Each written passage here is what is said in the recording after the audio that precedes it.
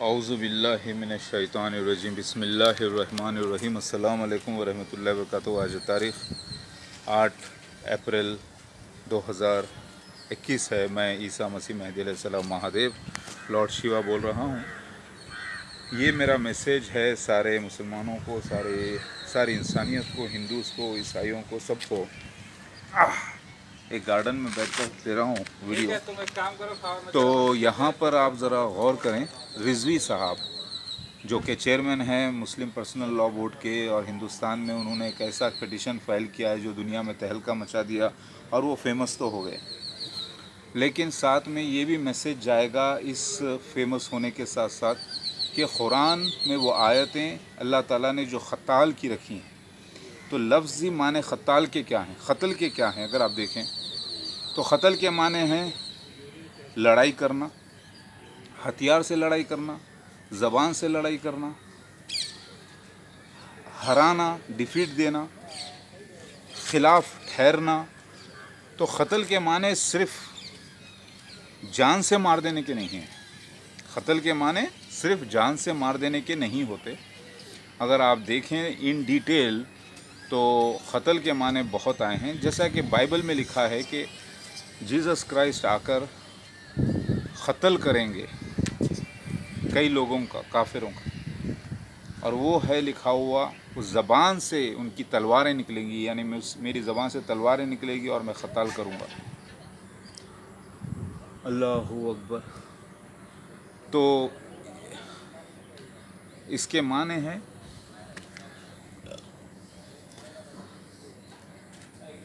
अल्लाहु अकबर।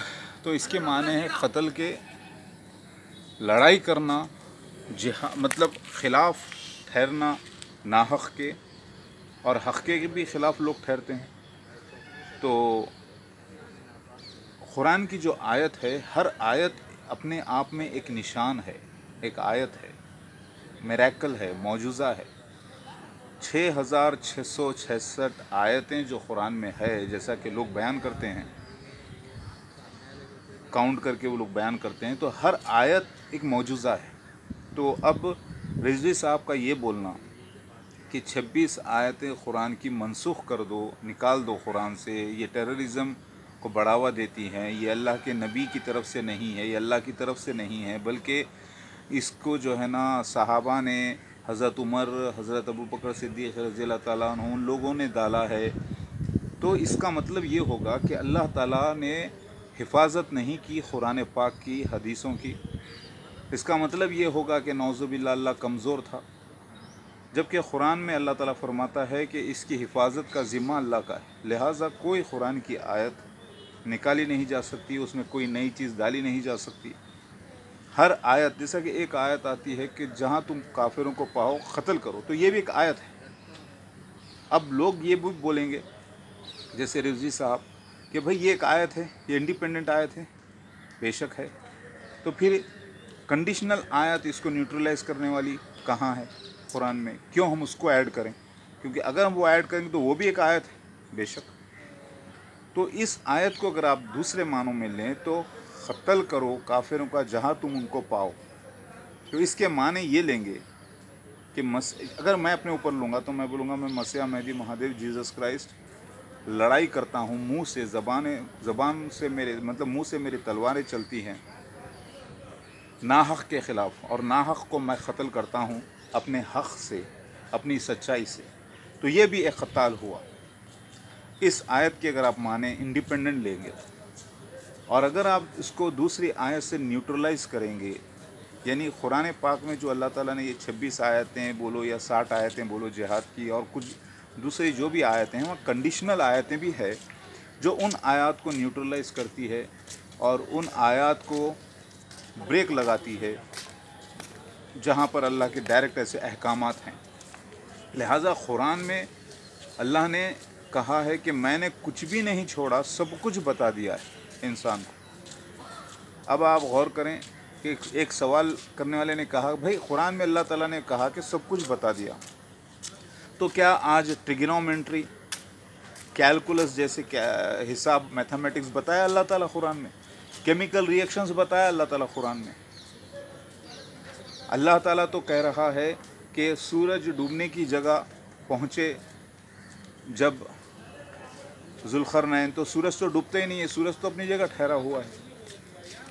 یہ تو اللہ تعالیٰ کو معلوم ہی نہیں تھا، جیسا کہ سورج جو ہے نا اپنی جگہ ٹھہرا ہوا ہے، گھوم رہا ہے، یہ تو زمین گول گول گھومتی ہے۔ تو بھائی گھڑی جو ہوتی ہے، اگر آپ کھول کر دیکھیں واچ، میکینیکل واچ، تو اندر بہت کچھ میکینزم چلتا ہے، ایسے ایسے گھومتے رہتے ہیں، مگر آپ کو نظر کیا آتا ہے؟ اوپر ٹائم نظر آتا ہے، 12 الگ فگر نظر آتے ہیں، کانٹا گھومتے رہتا ہے، چھوٹا بڑا۔ تو جو ظاہر ہوتا ہے، اللہ تعالیٰ نے آپ کی ظاہری حساب سے بات کی ہے۔ جب تم جاتے ہو اور دیکھتے ہو تو تمہیں کیا نظر آتا ہے؟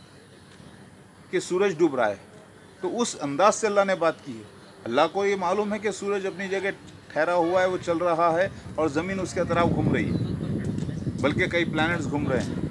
اللہ کو یہ پورا میکینزم معلوم ہے، مگر تم کو یہ اس وقت سمجھ میں آتا ہے، یا آج سمجھ میں آتا ہے جب اپنی آنکھوں سے کوئی انسان دیکھتا ہے کہ چاند نکل گیا، جبکہ چاند اپنی جگہ پہلے سے ہوتا ہے، گھومتے رہتا ہے۔ سورج نکل گیا، ارے بھائی سورج تو اپنی جگہ موجود ہے، تو بلکہ زمین گھوم کے آ گئی۔ تو اللہ نے جو ہم کو ظاہر ہوتا ہے اس انداز سے اس نے کلام کیا۔ تو رہی بات کیلکولس کی، ٹگنومنٹری کی، الیکٹرانک ایکویشنز کی، کانفیگریشنز کی، یہ ساری باتیں قرآن میں انٹرنل میکینزم ہے انسان کا، یہ نہیں ہے، بلکہ اللہ نے ڈائریکٹ کہہ دیا کہ ہم نے پیڑ پودے بنائے ہیں۔ اب آپ دیکھیں ہر پتا ایک اسٹائل سے بنا ہے، ہر اللہ تعالیٰ نے دیکھیے فیبونیکسی سیریز اگر آپ دیکھیں تو ہر پتا ایک اپنے انداز سے آتا ہے اور ایک جیسا ہی ہوتا ہے۔ اسی طریقے سے اللہ تعالیٰ نے ایک چھوٹے سے بیج میں اتنا بڑا پروگرام فٹ کیا ہے کہ یہ بڑا ہو کر کیا بنے گا، کتنے اس کے اندر سے کیا نکلیں گے، سب کچھ۔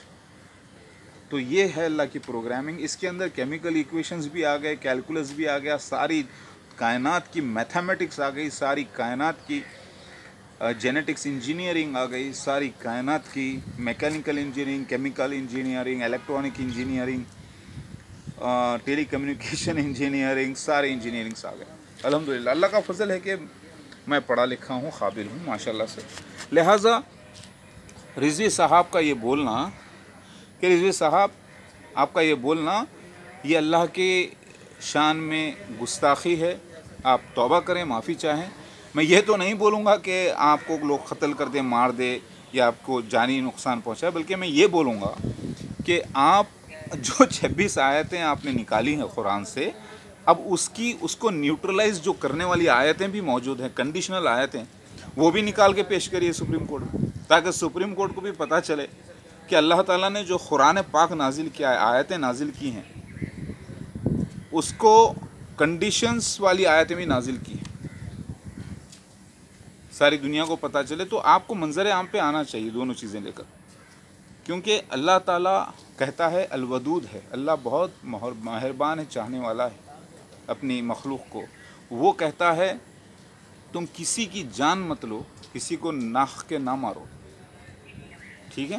اور وہی حکم دیتا ہے قتال کرنے کا۔ تو قتال کے معنی کیا ہو گئے؟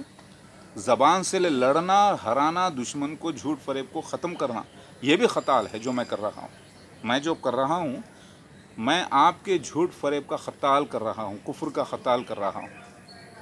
تو کیا میں قاتل ہو گیا؟ ہاں میں قاتل ہوں، لیکن اپنی زبان کی تلواروں سے آپ سے لڑ رہا ہوں، آپ کے جھوٹ فریب کو میں قتل کر رہا ہوں، آپ کے جھوٹ فریب کا۔ میں مسیح دجال سے لڑائی کر رہا ہوں، مسیح دجال کا قتل کر رہا ہوں، مرزا غلام احمد خادم اس کے خلیفاؤں کا، اس کے جھوٹ فریب کا۔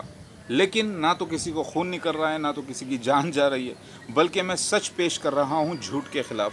تو یہ بھی قتال ہے، کفر کے خلاف، منافقت کے خلاف، جہالت کے خلاف جو میں کر رہا ہوں۔ تو قتل کے معنی کیا ہیں؟ یہ بھی جد و جہد ہے، جہاد اکبر ہے، سمجھ رہے ہیں آپ؟ تو لہٰذا قرآن میں جو آیتیں نازل ہوئی ہیں، ہر آیت اگر آپ انڈیپینڈنٹلی لے لیں، جہاں کافر دکھے قتل کر دو، آپ بولیں گے نہیں بھائی یہاں پر یہ آیت انڈیپینڈنٹ ہے، تبھی تو 6666 آیتیں الگ الگ ہیں۔ اب یہاں پر بتاؤ کوئی کنڈیشن نہیں ہے اس آیت میں، تو اس کے معنی کیا ہوں گے؟ اس کے معنی یہ ہوں گے کہ تم کفر کے خلاف हथियार से नहीं, हथियार वाला सामने हथियार से आ रहा है तो तुम हथियार से लड़ो, अगर सामने वाला झूठ फरेब से आ रहा है, लफ्ज़ी से आ रहा है, तुम लफ्ज़ी से लड़ो, लफ्ज़ों से लड़ो, अगर सामने वाला कुछ जो हथियार लेकर आ रहा है उस हथियार से लड़ो, उस हथियार से उसको हराओ। अब हिंदुस्तान जैसे मुकाम पर एक ट्रीटी साइन हुई है, हिंदू मुस्लिम सिख ईसाई सब अपने अपने धर्म को फॉलो करेंगे, तो ऐसी जगह आप बोलेंगे कि मैं हथियार वाली ख़ताल करूँगा, तो यहाँ जायज़ नहीं है हथियार वाला ख़ताल, बल्कि यहाँ पर प्रीचिंग करना, झूठ के ख़िलाफ़ सच को पेश करना, सच्चाई पेश करना, ये है, ये भी एक ख़ताल है। जो यहाँ पर उसी आयत के माने निकलते हैं, जहाँ पर तुम काफिर को पाओ क़त्ल करो के माने यही निकलेंगे कि जहाँ पर तुम उस झूठ उस सच्चाई को, अल्लाह की छुपाने वाले को पाओ, तुम उसको, उसके झूठ को, उसके फरेब को मिटाओ अपनी ज़बान से, अपने इल्म से, अपनी प्रीचिंग से, ना कि सिर्फ तलवार से या हथियार से कोई, समझे।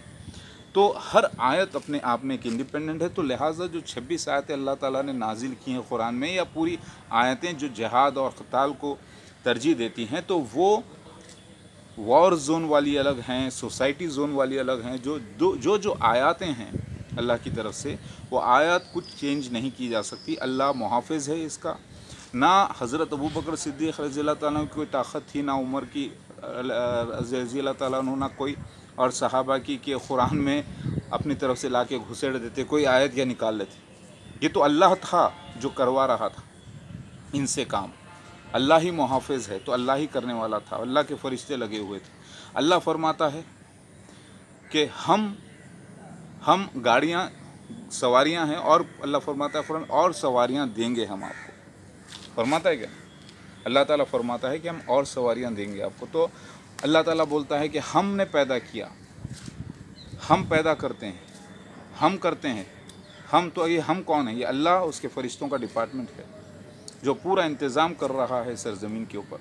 जो रास्ता शैतानी अपनाता है उसको शैतानी रास्ते से मिलता है, और जो रास्ता अल्लाह का अपनाता है उसको अल्लाह के रास्ते से मिलता है।